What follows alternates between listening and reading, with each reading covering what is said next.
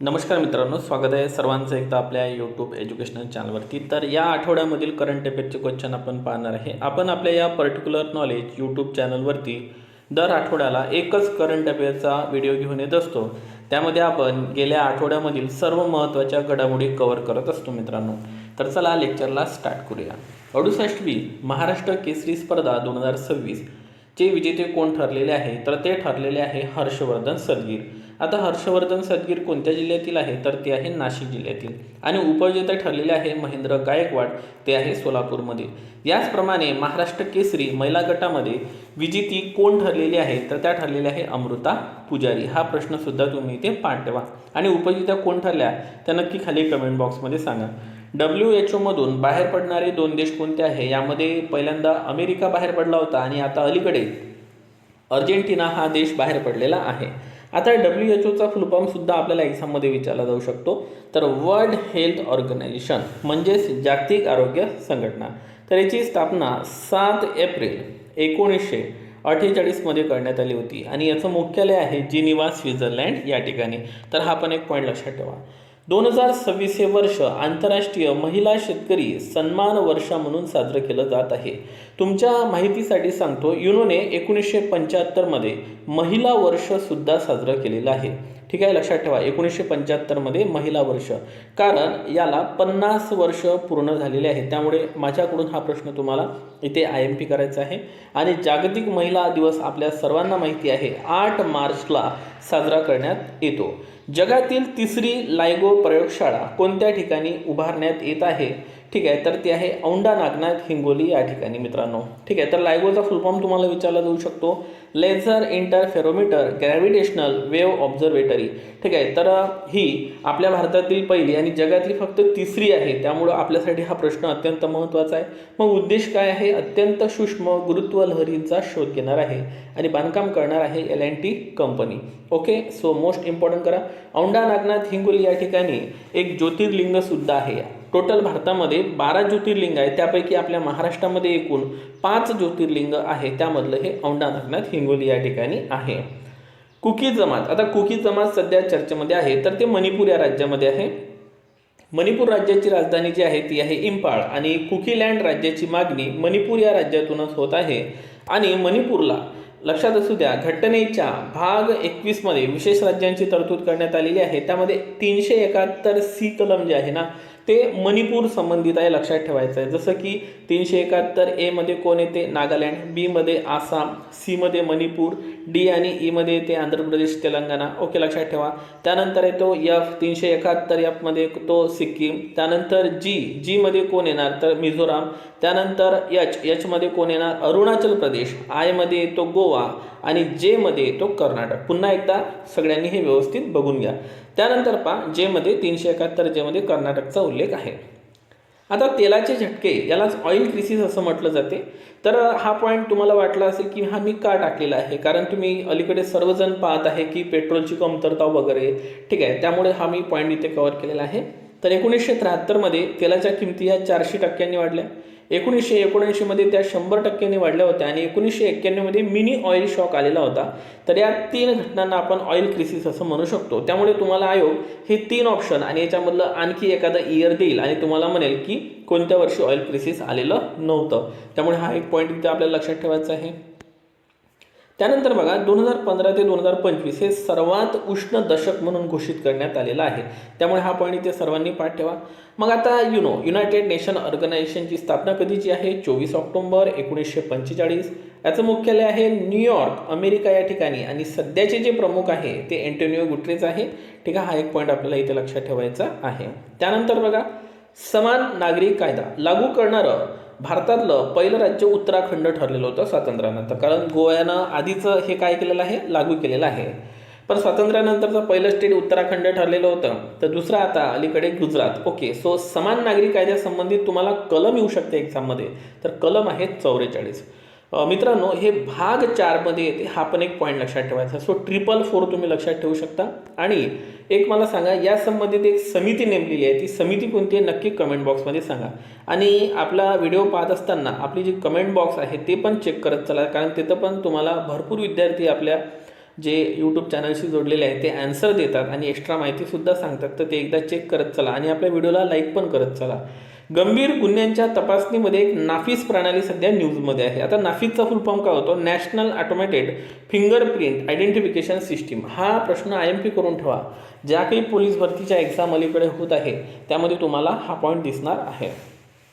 मित्रांनो, तुम्हाला आणखी एक सांगू इच्छितो मी की आपल्या या चॅनलवरती आपण एक नवीन सिरीज सुरू करणार आहे, ज्यामध्ये पूर्ण समजा आपण आता बघा होर्मुझ खाडी सध्या चर्चेमध्ये आहे. ठीक आहे, म्हणजे आपण म्हणू शकतो की अमेरिका, इराण, इस्रायल हे संघर्षामध्ये आहे सध्या. तर त्यांच्याबद्दल इत्थंभूत माहिती तुम्हाला एका व्हिडिओमधून कव्हर केली जाणार आहे आणि त्यामध्ये तुम्हाला तुमचे जे GKचे जनरल नॉलेजचे किंवा करंट अफेअर्सचे जे क्वेश्चन बनतात ते तुम्हाला त्या एका व्हिडिओमधून कव्हर होणार आहे. तर पहिला व्हिडिओ लवकरच येत आहे, त्याची तुम्ही वाट पहा, नक्कीच तो तुम्हाला आवडणार आहे. तर फुटबॉलमध्ये 900 गोलचा टप्पा पार करणारा पहिला खेळाडू जो होता तो क्रिस्टियानो रोनाल्डो होता पोर्तुगालचा, आणि आता जो सेकंड आहे तो आहे Lionel Messi Argentina. Karuna the power of compassion. ठीक आहे, या पुस्तकाचे लेखक कोण आहे? तर ते आहे कैलाश सत्यार्थी. 2027चा राष्ट्रीय जनगणनेचे ब्रँड ॲम्बॅसिडर म्हणून सुदर्शन पटनाईक यांची लक्षात घेता निवड करण्यात आलेली आहे. ते प्रसिद्ध वाळू शिल्पकार आहेत. आपल्या सर्वांना ते कोण आहेत हे चांगल्याने माहीत आहे. IQ एअर या स्विस हवा गुणवत्ता तंत्रज्ञान कंपनीने 2026 वर्ल्ड एअर क्वालिटी रिपोर्ट प्रदर्शित केलेला आहे. तर यामध्ये बघा, यामध्ये भारताचा क्रमांक 6वा प्रदूषित देश म्हणून लागतो. मग पहिले 3 लक्षात ठेवा: पाकिस्तान, बांगलादेश आणि ताजिकिस्तान. Most important. जागतिक किडनी दिवस 13 मार्चला साजरा केला जातो, तर जागतिक जल दिवस 22 मार्चला. ठीक आहे, 2026ची थीम आहे वॉटर अँड जेंडर. आणि जलजीवन मिशन कधी सुरू करण्यात आलेलं आहे? तर ते करण्यात आलेलं आहे 15 ऑगस्ट 2019. ठीक आहे, मोस्ट IMP करा हा प्रश्न इथे. ओके, जर तुम्हाला कधी असं वाटलं की एखादा प्रश्न कन्फ्युजन किंवा माझ्याकडून पण एखादी चूक होऊ शकते, तर ते लगेच इंटरनेटवर जाऊन चेक करून घ्यायची. जागतिक हवामान दिवस 23 मार्च 2026ची थीम आहे आजचे निरीक्षण उद्याचे संरक्षण. जागतिक हवामान दिवस लक्षात घ्या 23 मार्च 1950. आता इथं जे आहे जागतिक हवामान संघटनेची जी स्थापना आहे ती 23 मार्च 1950 करण्यात आली होती. त्याच्या स्मरणार्थ हा आपण 23 मार्चला दिवस काय करतो? साजरा करतो. त्यानंतर आहे क्षयरोग दिवस. आता क्षयरोग दिवस आहे 24 मार्चला साजरा केला जातो. ठीक आहे, याचा एक शॉर्टकट पण आहे WJHX. 21 मार्च वन दिवस, 22 मार्च जल दिवस, 23 मार्च जागतिक हवामान दिवस आणि 24 मार्च आहे क्षयरोग दिवस. ठीक आहे, तर असं सहज लक्षात ठेवा. 24 मार्च 1882ला रॉबर्ट कोच यांनी क्षयरोगास कारणीभूत असलेल्या जीवाणूंचा शोध लावला होता, म्हणून लक्षात घ्या 24 मार्चला क्षयरोग दिवस साजरा केला जातो. परंतु तो 1983 पासून अधिकृतपणे साजरा केला जातो. बघा मित्रांनो, लक्षात घ्या जयसिंगराव पवार यांचं अलीकडे निधन झालेलं आहे. इतिहासाचे गाढे अभ्यासक आणि ते संशोधक होते आणि आपण भरपूर सारे विद्यार्थी त्यांचे जे पुस्तक आहे कॉम्पिटिटिव्ह एक्झामसाठी आपण यूज केलेले आहे. तर खूप महत्त्वाचं व्यक्तिमत्व, ठीक आहे, जयसिंगराव पवार यांचं अलीकडे निधन झालेलं आहे, लक्षात असू द्या. ठीक आहे, RCB म्हणजे होते रॉयल चॅलेंजर बँगलोर. तर या संघाला आदित्य बिर्ला ग्रुपने 16,000+ काहीतरी पैसे देऊन, लक्षात घ्या, काय केलेलं आहे? खरेदी केलेलं आहे. तर 16,000 कोटी तुम्ही रफली लक्षात ठेवू शकता. आकडा वगैरे एवढं काही विचारलं जाणार नाही, परंतु ग्रुप विचारला जाऊ शकते, आदित्य बिर्ला ग्रुप. आणि मला वाटतं सगळ्यात महागडा संघ तो ठरलेला आहे. ठीक आहे, PNGचा फुल फॉर्म होतो पाईप नॅचरल गॅस. यामध्ये CH4 म्हणजे आपलं मिथेन आणि इतर हायड्रोकार्बन्स असतात आणि कार्बन उत्सर्जनचं प्रमाण पण कमी असते. जगातील 7 सर्वोच्च ज्वालामुखी, ठीक आहे, सर्वात कमी वेळेत जे शिखर आहे हे पार करण्याचा विक्रम भूपती राजू अनमिश वर्मा यांनी केलेला आहे. 92 दिवसामध्ये साधारणतः त्यांनी 7 सर्वोच्च शिखर सर केलेले आहे. तर तुम्ही सांगा जगातलं सर्वात उंच जे शिखर आहे ते कोणतं आहे आणि ते कोणत्या देशामध्ये आहे? नक्की कमेंट बॉक्समध्ये सांगा. राष्ट्रीय ई-गव्हर्नन्स परिषद 2025 विशाखापट्टणम आंध्र प्रदेश या ठिकाणी भरवण्यात आलेली होती. 2026ची जयपूर राजस्थान दाखवत आहे. तुम्ही एकदा चेक करून घ्या. जलक्षेत्रातील नोबेल म्हणून ओळखला जाणारा स्टॉकहोम वॉटर प्राईज अवॉर्ड हा मोस्ट इम्पॉर्टंट करा, कारण इराणच्या व्यक्तीला हा अवॉर्ड मिळालेला आहे आणि कावेह मदानी यांना तो देण्यात आलेला आहे. सध्या इराण खूप चर्चेमध्ये आहे, तुम्हाला सर्वांना माहीत आहे.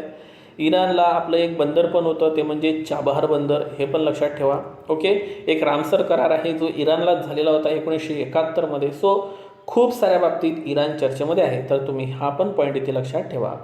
पद्मपाणी जीवनगौरव पुरस्कार 2025 सई परांजपे यांना देण्यात आलेला आहे.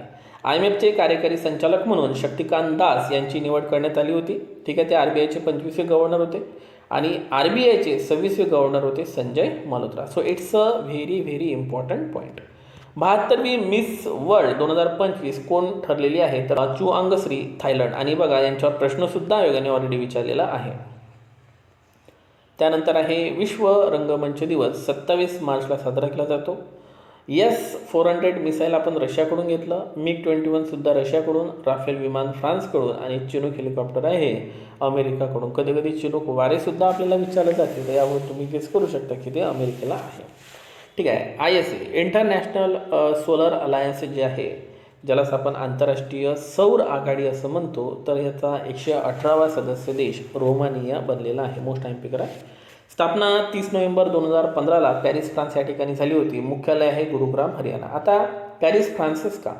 कारण COP21 जे भरली होती 2015मध्ये, ठीक आहे, ज्याला आपण पॅरिस करार या नावानं सुद्धा ओळखलं जातं. ठीक आहे, तर त्याच्यावरून तुम्हाला हे लक्षात ठेवायचं आहे 2015.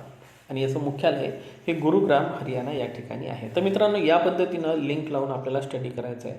तुमच्यासाठी एक होमवर्क किंवा कमेंटमध्ये सांगा, COP30 जे आहे याचं आयोजन कोणत्या देशात केलं जात आहे.